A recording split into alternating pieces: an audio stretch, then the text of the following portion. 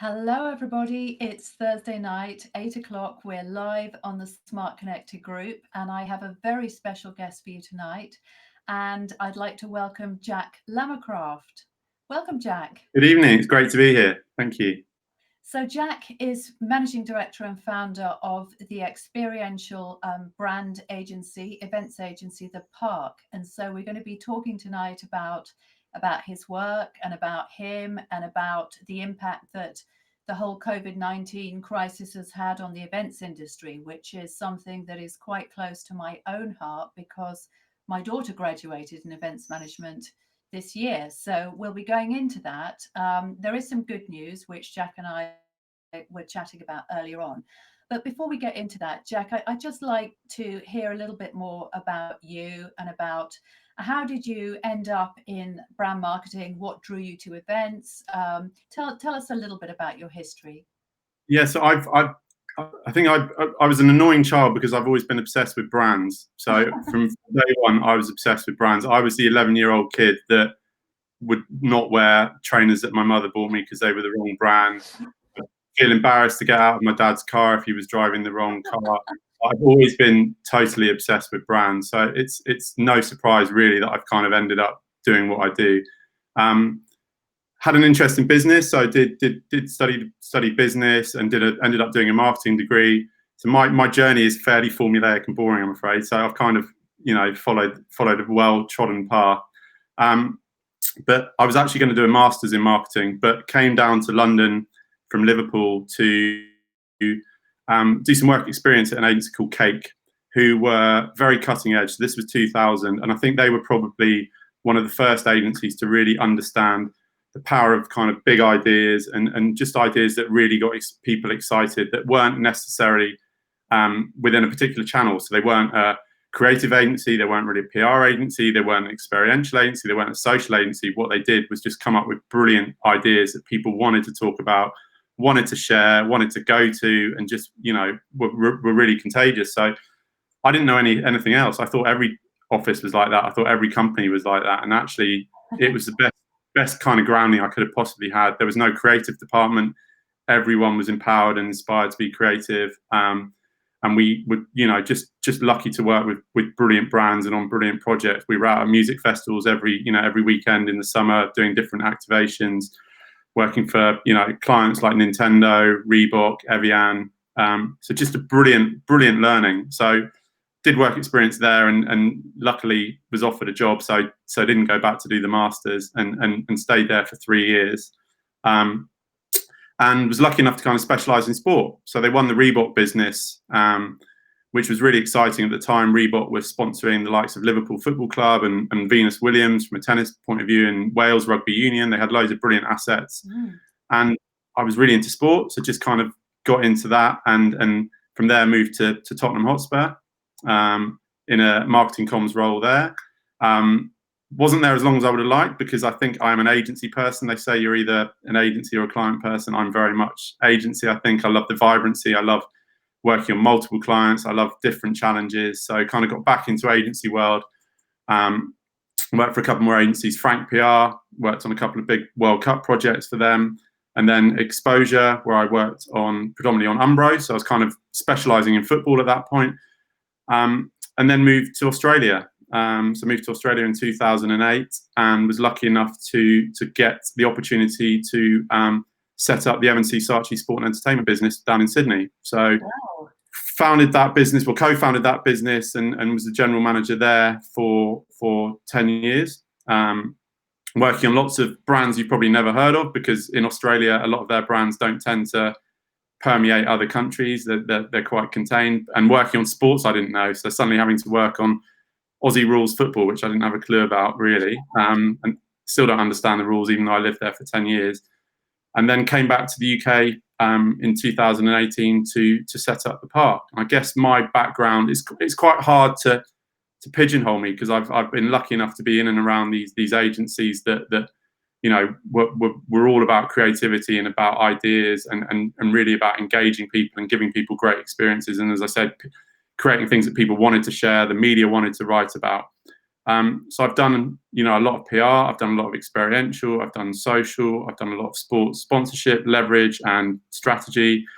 And I wouldn't have it any other way. I think just specialising in one thing would probably be a little bit boring. I love the fact that we can, do things through multiple channels. And the park where I am now, co-founded that in 2018, as I said, and we're all about brand proof. So we're about brands, bringing brands to life. And there's a lot of mistrust in the world. There's a lot of brands saying things. There's a lot of fake news. Can you believe what you read? So we work with brands to understand what they're trying to prove, and then we bring it to life and prove it, and that naturally leads to a lot of live work, experiential work, events. So that's kind of it in a nutshell. And yeah, it's been a brilliant 2 years with the park, and a great career to date as well. Fabulous. And I also come from an agency background, Jack. So much of what you said resonates with me. It's a very fast moving, fun environment. It can be high pressure at times, as we all know. I mean, it goes with the territory, but it's a great career, particularly I think for a young person, because the variety and the excitement and just the kind of energy of brands it's great to be around. Yeah. So I just wanted to go back to something that you mentioned quite early on when you were talking about your early career, about the concept of brand activation. So not a lot of people that are outside of marketing will really understand what that means. So I was wondering if you would mind just clarifying that and what it actually means to activate a brand. Yeah, so I guess what we do, and we are an experiential agency, so brand activation and experiential kind of sit together, and it's basically it's bringing the brand to life in a way you can touch and feel it and engage with it, rather than an advert, which is something you look at. You might see something in a newspaper, in a magazine, on TV. It's one dimensional. Don't get me wrong, advertising is brilliant. Advertising is not dead. It's still very effective. It's very creative, and it does amazing things for a lot of wonderful brands. But what we do is activate the brand. So we bring it to life in the real world. So that could be, it could be sampling a product. It could be launching it to the media so they get to touch and feel it. It could be a consumer event where people are attending an experience that's been put on by a brand. So there's a lot of different facets to brand activation and experiential marketing, but it sometimes kind of gets seen as just events, but it's more than that. There's a lot more to it, and I think what we focus on, and very much at the park with our PR backgrounds, is also making sure that we are really thinking about a secondary audience. So if you buy an advert, you can go put it on ITV halfway through Coronation Street. You're going to reach millions of people. That. With experiential and brand activation, sometimes a criticism that marketers have is reach. If you're doing something in a physical place at a moment in time, you can't have 2 million people there, obviously. So everything that we do, we really focus on the secondary audience. So what's the PR hook? Why are people that attend going to want to share things through their own social channels? What's the social activity that we're creating? How are we live streaming it? So as well as those that go, we focus on those that know through leveraging it through secondary media as well. Cool. Oh, will you just excuse me? Of course, it's a hot evening here, and somebody's decided to mow the lawn, so I'm just going to shut the window. Just no problem. That, of course, is what you get when we're all working at home, aren't we? And so we have to put up with the neighbours with their children in the swimming pools and doing all the all the lawn mowing at night and all the rest of it. But anyway, yeah, that sounds great. So can you give us an idea of a recent project where you were actually activating the brand and this sense of kind of experiencing a brand? Give us an example. Yeah, I think probably something we worked on that we're extremely proud of was a project for Sky VIP. So Sky VIP is their VIP service for Sky customers, and it's about fundamentally making you feel brilliant about being a Sky customer. So they do lots of wonderful things exclusively for Sky customers. We were lucky enough to get the chance to do something with Anthony Joshua, the boxer. So they said they had he is an ambassador of theirs. So we had an appearance with him. And what we did, we basically went out through Sky's channels to all their VIP members as an opportunity to train with Anthony Joshua's team. So people thought they were going to get people, that's still an amazing prize, right? To get to train with his team, people that helped train him. So we took over a boxing gym in East London, and we had 20 Sky VIP customers came along, and they were put through their paces, did lots of different boxing exercises through Anthony Joshua's team. They then got in the ring and did some sparring, and what they didn't know is they were actually sparring with Anthony Joshua. So one of them, we behind the scenes, we were working on who of that experience would be best for the film. So we were obviously creating a film off the back of it. And, we then had that amazing reaction when someone realized, they're obviously an Anthony Joshua fan because they've applied to come and train with his team. And then they got to actually train with him. And then after that, everyone that attended the event had dinner in a boxing ring with Anthony Joshua. So to go back to my earlier point, there were only 20 people that actually got to attend that event, but the film we created off the back of it has been viewed millions of times. So yeah, so that's probably, in terms of me giving that example of the importance of a secondary audience, that's really important, because those 20 people, don't get me wrong, they had the night of their lives, but it created a film that resonated with a much broader audience as well. And I think that's a very, very interesting concept. And it's actually something that we were talking about as well before you came on, is this, you did have a word for it, but the idea of, you talked about secondary audiences, but what was the word that you used for an experience or an event that's going on in different environments? A hybrid event. Hybrid. Yeah. So that's something that's probably happening. It's happened it's been accelerated through COVID, to be honest. So now, obviously, we're now spending a lot of time talking to each other and experiencing things through screens. Yeah. And that's not, now it's become the norm for a lot of people. And I think now, previously, when there was an event on, it was very much, particularly with kind of conferences and things, it was very much focused on the people in the room. And now we now need to think about the people in the room and the people experiencing it through a screen. So how do we create a compelling experience for people that aren't necessarily there as well? So this is something that happens live. So the Anthony Joshua example is slightly different because we created a film off the back of that. But what if we'd done a hybrid event? There would have been potentially millions of people watching through their screens. So how could we have reimagined that event to basically work through a digital point of view as well? So there's going to be a lot of kind of, and there's already companies building specialized kind of hybrid studios. So you can go and all the kits there, all the tech stuff sorted, through virtual reality and augmented reality. So it's really exciting for this industry. And I think, it's been that whole kind of element has been accelerated through COVID, but it's interesting, and it's a positive step for the industry, because it's going to allow us to reach loads more people, I think. And there's obviously solely digital events as well. So obviously the festival season that is a massive part of a lot of young people's lives here in the UK and across the world was cancelled this summer. There was Glastonbury was obviously cancelled, and the guys behind an area of Glastonbury did a festival called Lost Horizon, which was a virtual festival, and 4.6 million people attended that, which is crazy when you think about it, because obviously you can't get 4.6 million people in a field. 4.6 million people can't attend Glastonbury. So it's actually digital is allowing these events to increase their reach. So it could be that next year's Glastonbury Festival, there's 200,000 people in a field in Somerset, but there could be millions more around the world joining virtually. So it's really exciting. That's absolutely fascinating. And while you were talking, I was also reminded of a giant in the personal development space, Tony Robbins, and he just hosted a massive global virtual event with millions, as I think.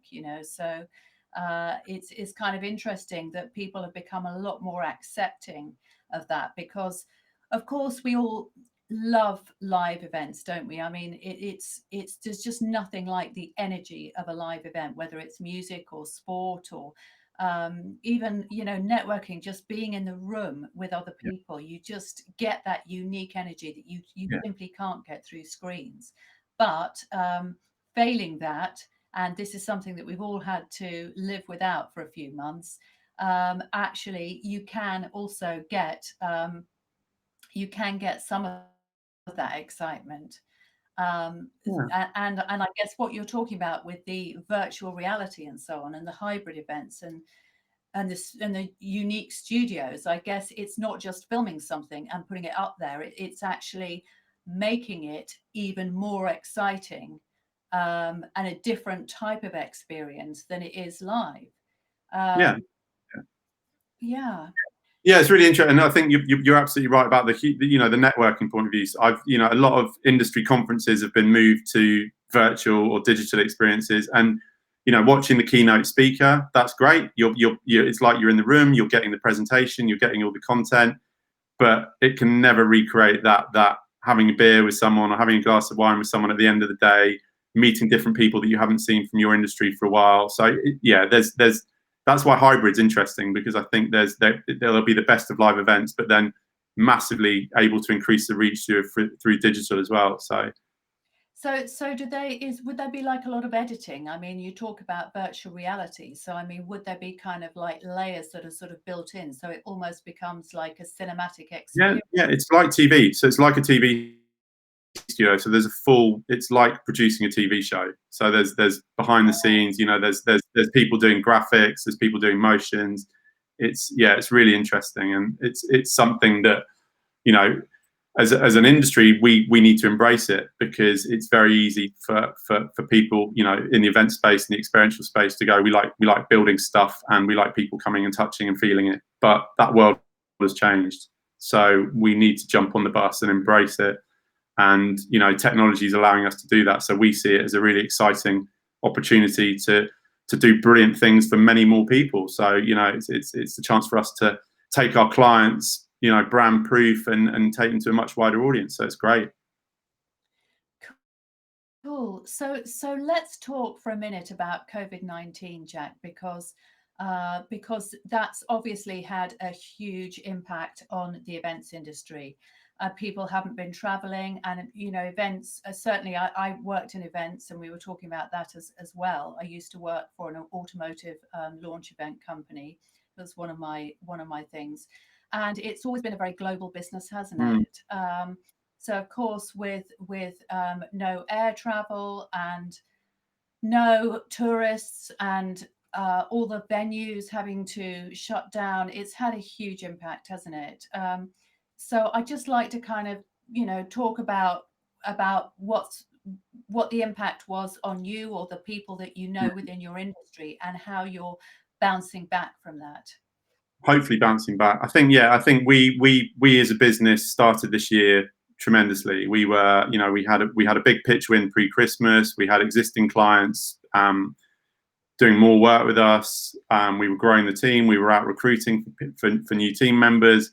Every kind of metric we measured the business by was going in the right direction. And then something very unexpected happened, and everything stopped. So one of our foundation clients and most important clients is Marriott Hotels, and for them, their business has fundamentally changed. It just stopped overnight. And I think for us,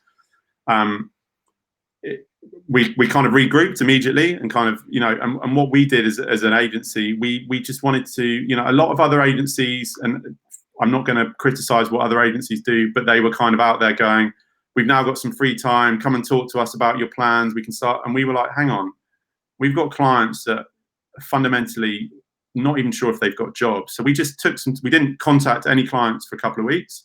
We just gave them the space. It's not about us, it's about them. We let the dust settle. And then we reached out to them on a human level just to check in that they were right. And honestly, it wasn't about us saying, hey, we're still here, come and give us a brief. It was literally like, hey, are you cool? Is your family okay? Fine, see you whenever. And I think it was really important just to do that, because, as I said, some of our competitors were very much still thinking about themselves, and we very much weren't. And I think after that, we then started talking to clients again about what it meant for their businesses and what it meant for the campaigns, and just thinking about how we could reimagine stuff, what we still could do, and what we just needed to cancel or park, and be very honest about what we couldn't do. We also had to make sure that our team were looked after, and make sure that our people were comfortable, because it's, you know, we had a brilliant guy called Hassan who joined us as an account exec. He'd only worked in an office for 2 weeks when this happened, and then suddenly he's working in a very busy house share. I think he lives with 4 or 5 mates, and you know, his world had completely changed. It was very exciting for him, starting to come into central London to do his job. So just checking in with the team, trying to, you know, and there's been a lot of stuff about kind of maintaining culture during this period. We focused very much on that, and just checking in every day and talking. And then I think we, from a business point of view, me, Lloyd, and Will, my co-founders, thought, right, we've got to use this time positively. It's time to kind of sharpen the pencils and get ready for, you know, what the new world looks like. So we did a lot of reading. We did a lot of, you know, trying to understand broader implications of what was happening. And then we spent some time looking at different assets or different elements of our industry and what that might mean for our clients. We pulled together a white paper that we presented to them that focused on looking at the psychology behind it. You know, even when people are able to go out and interact with each other, some people will still be scared. Will they want to go out? We looked at technology, and now the fact that people are, you know, much more used to engaging through screens. What would that mean? What did it mean for AR and VR and, you know, the hybrid events that I talked about a little bit earlier? What would it mean for venues? Because fundamentally, a lot of the stuff we do is in physical spaces. How would people move around venues moving forward? What kind of materials would we use? You know, getting really granular. And then looking at health and safety. And, you know, health and safety is obviously always an integral part of everything we do, because often we're building sets, we're creating things. But now there's just, you know, we need to be so buttoned down on health and safety, and it's the most important thing, because if we can't give our clients the confidence that we're all over it, then, you know, it's not great. So we did that, and then we took some beers to our clients as well. We dropped some beers off. We're people that I know that potentially watching this will be laughing, because I talk about Glastonbury a lot. We're actually named the park after an area of Glastonbury Festival. So when there wasn't a Glastonbury Festival, we worked with a brewery called the Park Brewery, who we is over in Richmond, and we know the guys there. And we created some bespoke beer can designs, working with some young artists, and we took them around to our clients. And just the 3 co-founders, we got in a car and drove around and saw all our clients and dropped them off, which I think, again, from a human level, a lot of them hadn't seen anyone apart from their families for quite a while. So we went and just saw them and checked in with them again. And then now, I think the last month or so, things have started to pick up. We've got another big pitch on. We won a pitch during lockdown, which was interesting. So we did a pitch entirely through Zoom, which was a challenge. We did a tissue session as well through Zoom. But what we did, we actually, to kind of trying to bring through a physical element to it, we actually dropped off little packs to all the potential clients. So they had something. It was dropped off by an actor, actually. We took an actor around and kind of tried to give them a bit of a real life experience or something interesting, although we had to fundamentally do it through a screen. So we've been using the time wisely. As I said, it feels like things are starting to pick up. But fundamentally, the industry has changed forever. I think we're lucky in as much as we are an experiential agency, but we have other offerings. So we do other things. And I think what we've now done is dial up those other things. So we are now talking more about our design offering and how that's relevant for clients. We're talking more about how we can work through social media and engaging with influencers. So we're still fundamentally an experiential business, but these other supporting skills we've kind of dialed them up a little bit more as well. I understand. Yeah. The pivot. Everyone's pivoting, but I think if you pivot too much, you get lost. So we're making sure that we're pivoting carefully, and we still fundamentally are an events business. But as I said, we're lucky in as much as we don't do huge events for thousands of people. We've done one big event. We did a big project for Primark where we had 1,000 people in a venue. Everything else is more like the Anthony Joshua Sky example I gave, where it's 20 people, it's 50 people, but it's about creating that brilliant content off the back of it. So we're lucky in as much as our business hasn't been as affected as much as a lot of our suppliers and colleagues. So fundamentally, yeah, we're okay and starting to come out of it. That's really, really cool. And as I said, I remember from my time working in the events industry, even though it's a relatively short space of time compared to the time that I spent in other agencies, for example, I do remember that the companies that have been around for longer, they tend to very much occupy a niche. So as I said, the agency that I work for, it was all about automotive launches. And if all you ever do is automotive launches, I mean, they were very exciting and they were like global launches. So they were huge events, but it would have been very difficult for them to pivot. And I think from the sounds of it, you've got an interesting and fairly agile agency that is basically founded on ideas. And with ideas, you never run out of ideas, do you, if you're creative? So that's really what a lot of clients value and they need. It's a new, fresh way of looking at things and doing things. And it sounds like you've got that really nailed down. Well, nailed down-ish, I think. But I think, yeah, from our point of view, I think you could put the two together. It's really exciting, and I think me and my strategy director were actually having a conversation today about how parameters and having restrictions actually builds or creates the best creative work. If it's just an open brief, like go and do something brilliant, and there's no parameters, it's going to be hard. But when you need to think around solving problems, I think that brings out the best in creativity. So you're absolutely right. Creativity is our currency. That fundamentally is what clients are buying. It's really important. And we, as a business, actually have a different approach to creativity than to a lot of our competitors. We don't have a creative department. We have a creative network. Mm-hmm. We have we've surrounded our business with lots of weird and wonderful and very creative people. Could be anything from food technicians to florists to traditional kind of copywriters and art directors. But I think, yeah, it's an opportunity. Like we thrive on challenges. So I think it's you've got to be positive and think that there's an opportunity to be really creative. And I think we'll start to see some brilliant work. I think we'll start to see some brilliant work very soon. Excellent. And of course, some of the best businesses were founded in the most challenging circumstances, weren't they? So I think it's important to remember that. As you said, sometimes those restrictions also create opportunities because everything exists in balance, right? Yeah. So, yeah.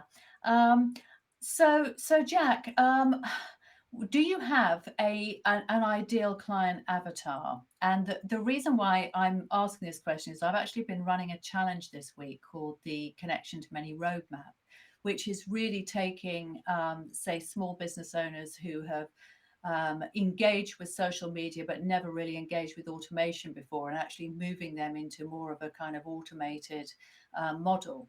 So this has come up as a big challenge this week, and I'd just be very interested because obviously you've got an agency that it's got off the ground. You've got a real agency that is doing real work, and you're working with real clients, and it's go. But did you have a client avatar in the beginning, and do you have one now, or do you work for everyone? We work for we don't work for everyone. So we very much when we started the business, we were very clear around the kind of brands we wanted to work with, and we've turned down work for brands that we believe fundamentally don't fit with certain morals or standards we have. Yeah.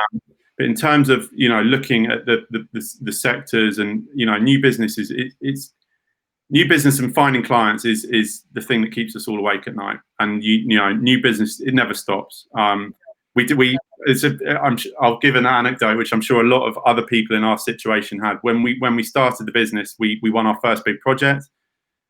We all got very excited. It's like kids chasing a ball in a playground.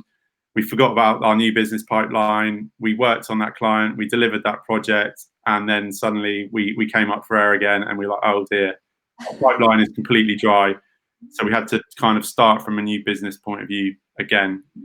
New business never stops. I think we look at different sectors. So we're very clear around, and we're actually, again, looking at what's happening at the moment and looking at the sectors that are predicted to grow from what's happening.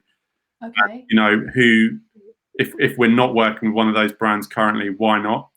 And what we do from a new business point of view is we don't just pick up the phone and go, hey, can we come and present credentials to you? Because we know that clients get pestered a lot with that kind of thing, and it's why would they bother? So we always try and come up with an insight, an idea, a point of view on their business, and take that to them. But fundamentally, there's brands that do a lot of work within our space, and they're, a lot of our competitors, that like everyone kind of goes after them. If there's an experiential agency that haven't done some work for Red Bull at some point, I'd be very surprised. Like everyone you need to have done something for Red Bull at some point, because they are the masters of kind of, brand activation and experiential. But fundamentally, we want to work with brands that have something to prove. So it all comes back to that brand proof. And if the brands we'd love to work with are almost people that don't believe in experiential or don't believe in brand activation, that have done things very traditionally and are quite cynical. Will, who is I've mentioned a second ago, is our strategy director and one of the co-founders. He was actually quite cynical about our space. He was director of marketing or controller of marketing at ITV2. All right. And for him, experiential was kind of, we've got 50 grand left, we'll go and throw a party. We've done all the serious work, we've done all the proper marketing. And we had to convince him that this is a discipline that's kind of undervalued and when done right is incredibly powerful. So for us, although it's great that we have done a project for Red Bull, we'd rather, it'd be great for us to really take a brand that hasn't seen value from this discipline before and take them on the journey and really deliver for them. And part of that is being really ruthless around measurement as well, and actually putting serious business metrics in place, not kind of flighty metrics. Exactly. So give me an example then, Jack. Right, a couple of examples. So I'd like to have a couple of examples of brands that, like the ones that you just described, who don't really take experiential marketing seriously, and they just don't think that it's really up to very much, that you'd like to open their eyes. And then also tell me a couple of brands that you said you turned them down because their values didn't align with yours. So I'd like to hear both of those. Yes, in terms of brands that aren't kind of doing stuff in this space, I think, to be honest, it's probably there's a few, and I think a lot of them are the big brands that probably believe more in traditional marketing and have done a lot of stuff in TV advertising. Samsung, do you say? No, they are brilliant. So they've created, so they have created a store in King's Cross, which is just an experience store. So they are one of the market leaders. They're unbelievable. We'd love to work with them. Yeah, they're incredible. I think it's more, it's hard to say. I'm kind of waffling and struggling to say, because I think there's a lot of brands that probably we would identify. There's one that's on our list at the moment that's Tesco. That's interesting. What's happening from a supermarket point of view? That's obviously a sector that's doing well at the moment. Some of their, Sainsbury's do some interesting work in our space. It's probably, but the supermarket category probably could be doing more. That's a sector that's growing. It's getting competitive. Co-op are probably the brand that does brilliantly in this space. So Co-op are quite forward thinking. I can't mention Glastonbury again, but I will. They put a supermarket into Glastonbury. They put a supermarket into Glastonbury Festival, which obviously, you've got a lot of kind of young people there. And I think that was a really interesting project for them. So I think the supermarket category, probably excluding Sainsbury's and Co-op, is the answer. In terms of the brand we've turned down, I don't want to name them, but they're an online casino brand, who fundamentally, once we understood more about their business and how they make money, just didn't sit comfortably with us.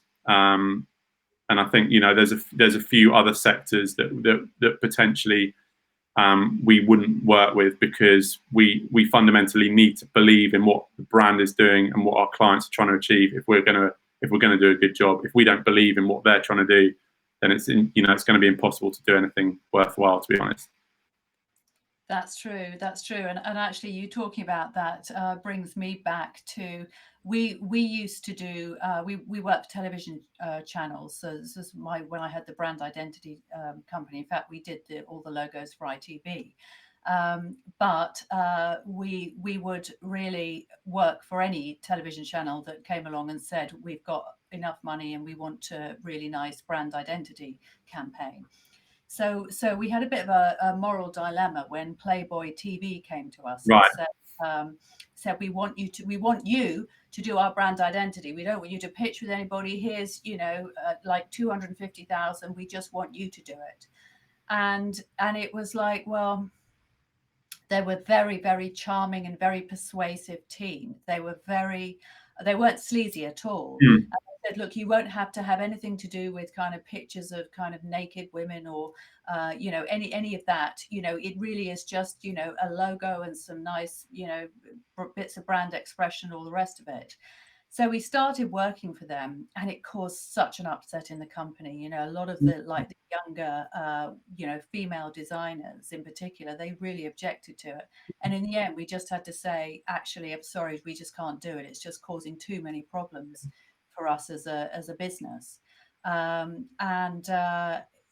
think what happens is I think obviously I was running the business as well, and you have to think about your employees, and they do get very excited, don't they, if they feel as though they're working on a brand that's cool and fun and it's got good values, and they get demotivated if they feel as though there's something kind of unethical, a little bit tasteless really about the brand. So I was just kind of reminded of that when you talked about that. Yeah, no, it's really interesting, and I think we would if there was one that we were unsure of, we would always talk to the guys that we would expect to work on it. If there was one that was kind of sitting on the balance that we weren't entirely convinced we should say yes or no to, we would talk to the team, because fundamentally, you're absolutely right. You need people to believe in the work, or else you're not going to get good work. And I've seen that in big agencies where there's those clients that people resent working on, and the work isn't great. It shows when people care and when people are excited and when they love what they're doing.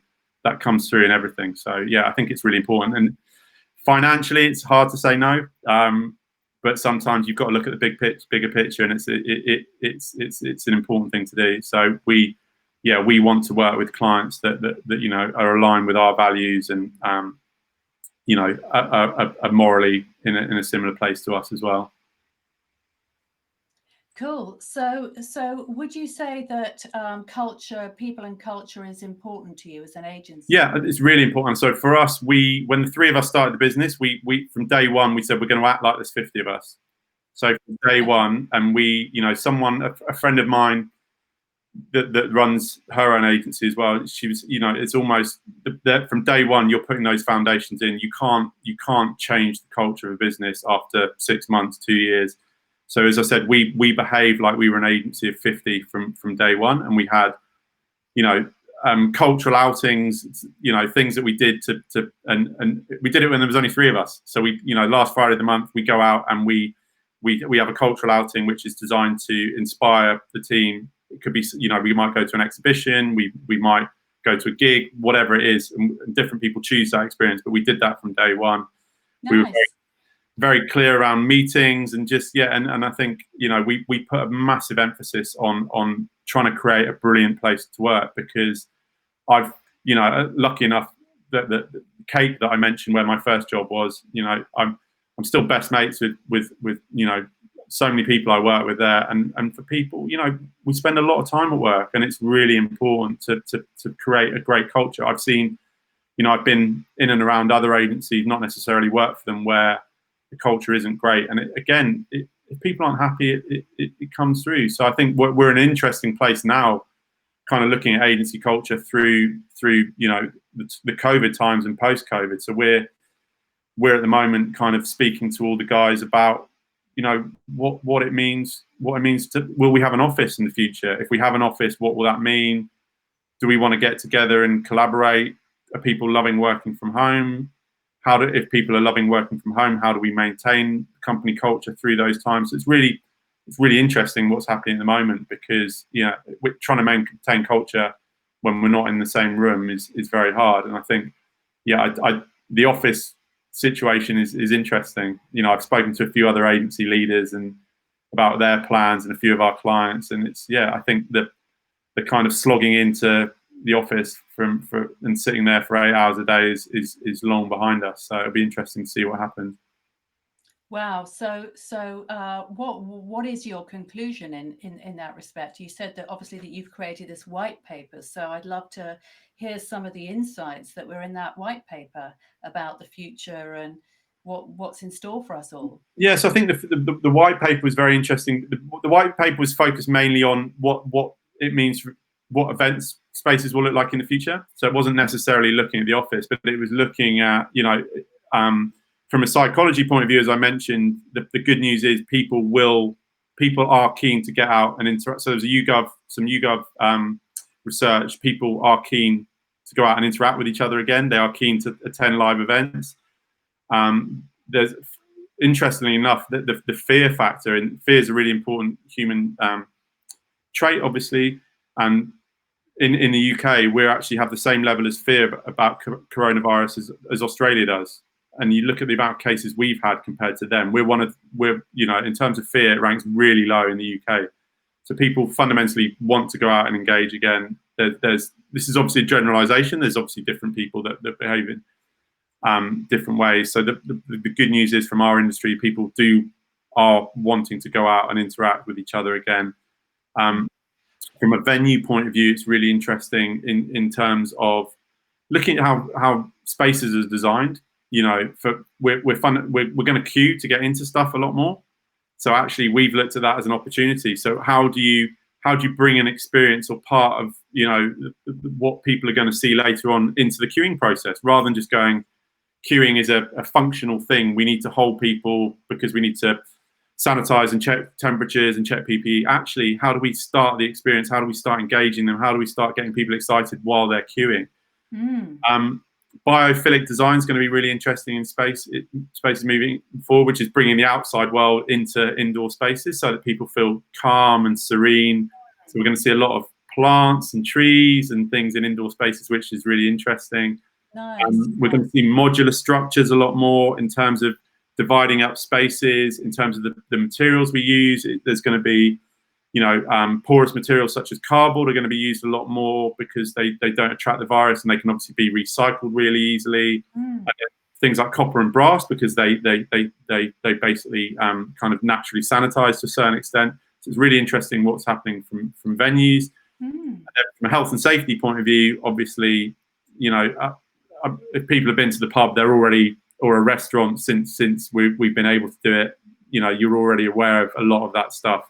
And obviously, you know, masks coming in from last week. But as I said, health and safety is now absolutely critical to what we do. From an office point of view, I think we will see our office, it's a bit of a pretentious term, but we see I think our office is going to be more of a clubhouse moving forward. So it's going to be a space where we'll come together to collaborate, rather than somewhere we sit and hammer, you know, on a laptop for 8 hours. I have quite a long commute, and there's days when I'd sit on a train for 2 hours, get into the office, plug my headphones in, work on a presentation, not speak to anyone.